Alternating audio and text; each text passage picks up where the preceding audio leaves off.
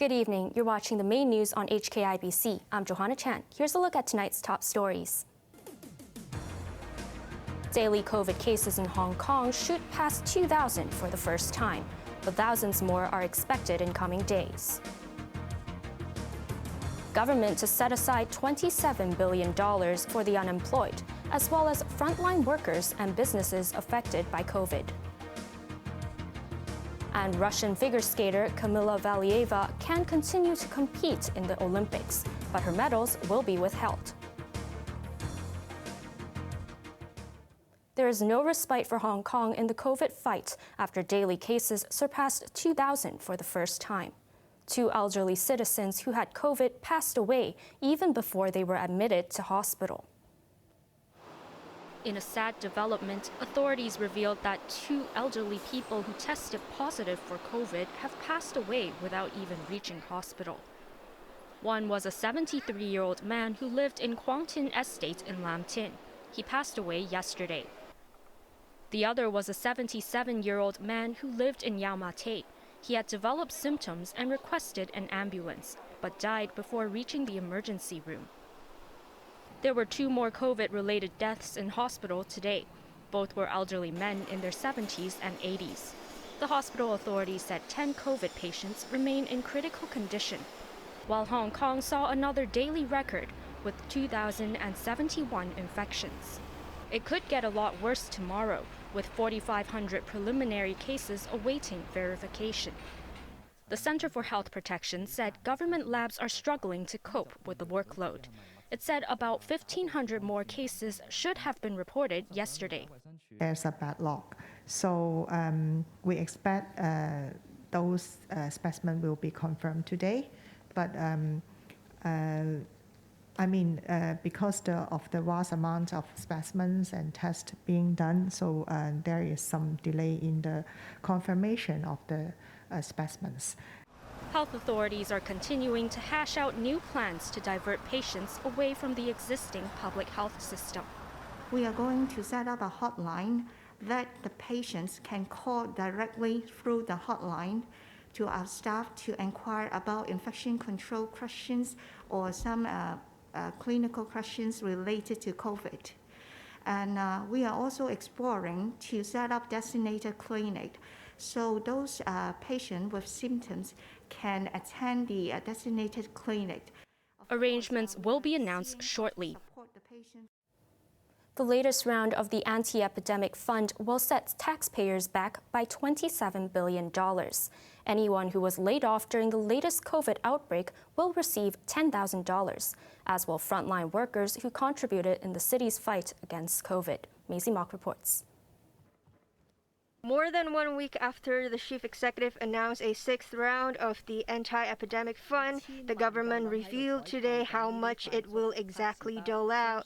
An estimated 67,000 businesses and 750,000 individuals affected by the pandemic will be in line for relief to the tune of $27 billion. For the first time, a one-off unemployment relief of $10,000 will be dished out to up to 300,000 people who have lost their jobs during the 5th COVID wave. Both full-time and part-time workers are eligible, but they must not earn more than $30,000 a month before being laid off. They have to be unemployed for at least 1 month, while applications from self-employed persons will also be considered. However, people who are receiving subsidies from another category in this round of relief cannot apply. Recipients of comprehensive Social Security assistance are also not eligible. Meanwhile, premises which were either shut or hit hard by social distancing measures, such as restaurants, gyms, and beauty parlors, will get twice the usual subsidy. Depending on their size, these businesses could receive up to $500,000. Hair salons, which are forced to close for 2 weeks, will also benefit from a one-off subsidy of up to $50,000. And to acknowledge the hard work of frontline staff during the epidemic, Around 320,000 cleaners, security guards, as well as workers at the airport and care homes will receive $10,000 over 5 installments. Lawmakers will deliberate the funding proposal tomorrow. Maisie Mock, HKIBC. Students across Hong Kong will not be heading back to school for at least 2 more weeks. That means kindergartens, primary and secondary schools will not resume face-to-face teaching and activities until March 6th at the earliest. But campuses must remain open for students taking public exams, such as DSE candidates conducting half-day assessments. They must abide by COVID rules. The COVID situation on the mainland remains largely under control, although Guangdong authorities are on high alert after detecting a number of imported cases from Hong Kong. Chloe Feng reports. While Hong Kong's COVID infections set another daily record, the situation on the mainland was relatively stable. There were only 26 cases yesterday, down from 28 a day ago. 18 patients were reported in the northeastern Liaoning province, with another 6 coming from the southwestern border city of Baise. However, there is a worrying surge of imported infections, which rose by 58. Nearly half of them belonged to Guangdong province, including 18 people from Hong Kong. 6 more cross-border truck drivers traveling between the SAR and Shenzhen have tested preliminary positive, taking the tally to 23 in the past 10 days. This has disrupted food supply chains and led to price hikes at markets. Authorities across the country are also keeping an eye on incoming postal items, after Beijing suspected last month that a woman had contracted Omicron through a letter from Canada. Shenzhen announced today that delivery of international mail will be halted at Bao'an district. Residents are also encouraged to authorize postal workers to unpack and disinfect parcels before delivery. This is despite experts in the West reiterating that the possibility of COVID transmitting through mail is low. In another departure from the world, the mainland is continuing its zero COVID strategy.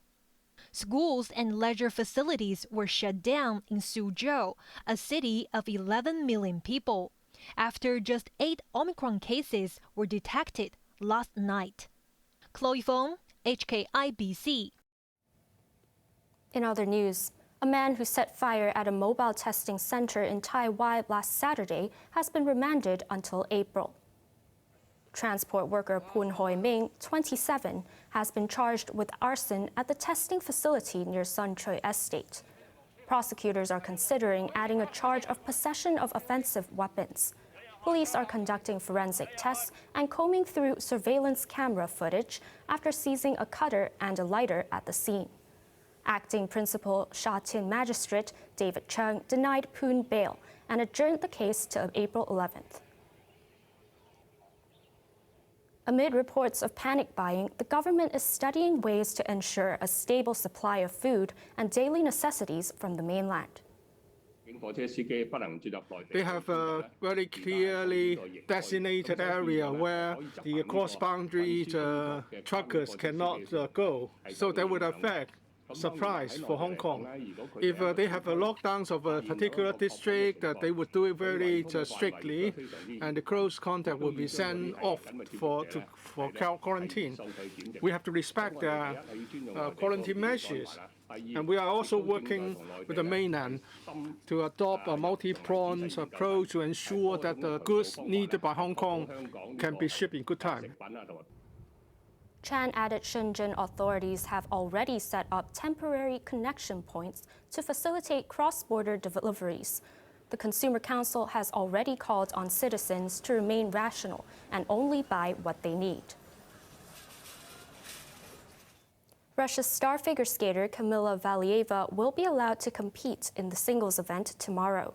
It came after a decision by sports top court not to reinstate a temporary ban on the teenager, who failed a drugs test in December. Chloe Feng reports.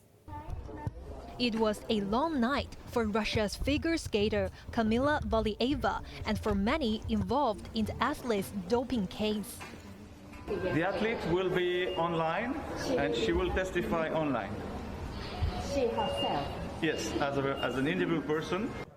3 judges from the Court of Arbitration for Sport heard arguments in a closed-door session in a Beijing hotel. Officials announced this afternoon that the 15-year-old can continue to compete in the Olympics. The committee said it would cause irreparable harm to ban Valieva. The CAS panel is well aware of the rule on mandatory provisional suspensions, but has determined that the athlete should benefit from the following exceptional circumstances. First, the athlete is under 16 and is a protected person under the World Anti-Doping Code. It's a dilemma we're all in, and it's something we're not happy with. That will not be probably sorted out here during these games, and it's something that is regrettable, but we have to follow the process of CAS and the legal process. The IOC added that the hearing would not decide the fate of the gold medal that Valieva won in the team event last week. It was only after the competition that the result of a failed drugs test she conducted in December was revealed. Chloe Fong, HKIBC. And coming up after the break, Canadian police clear the last of protesters blocking a key bridge to the United States.